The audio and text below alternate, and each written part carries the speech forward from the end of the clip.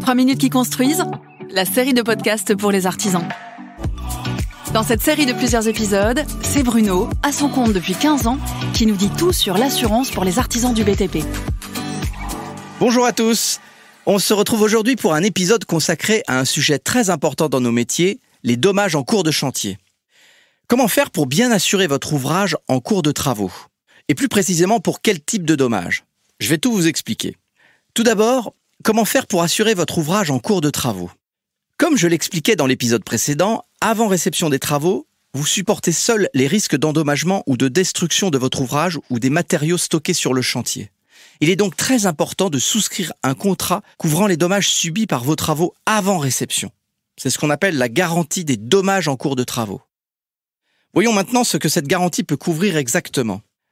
L'étendue de cette garantie est différente en fonction des assureurs. Vérifiez bien son contenu dans votre contrat. Dans le meilleur des cas, elle peut assurer l'incendie, l'effondrement, le dégât des eaux, les actes de vandalisme, le vol et les événements climatiques naturels. Les dommages liés aux tempêtes, aux ouragans et aux cyclones ou encore toute catastrophe qualifiée de naturelle par arrêté sont obligatoirement couverts dans vos contrats. Dans tous les cas, faites votre déclaration de sinistre au plus vite.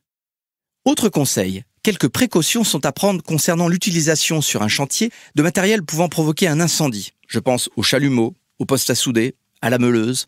Vous devez en effet être vigilant et appliquer des mesures de prévention lors d'une intervention par point chaud. Vous le savez peut-être déjà, mais le permis de feu est un bon moyen de prévenir les risques d'incendie. Il est souvent exigé, sous peine de non-garantie, par l'assureur de responsabilité et par l'assureur du maître d'ouvrage. Parfois, la loi ou la réglementation le rendent obligatoire. Vous vous demandez certainement par qui doit être établi ce permis de feu.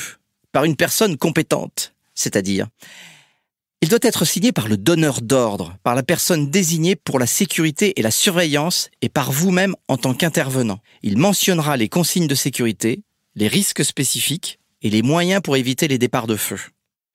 En résumé, premièrement, la garantie dommages en cours de travaux couvre les dommages subis par vos travaux avant réception. Deuxièmement, l'étendue de la garantie est différente en fonction des assureurs.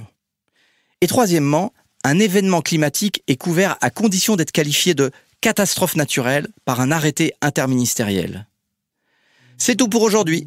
Je vous invite à écouter les autres épisodes pour en savoir plus sur les assurances de notre métier. À bientôt et assurez-vous. 3 minutes qui construisent, une série produite par SMA BTP, votre assureur partenaire.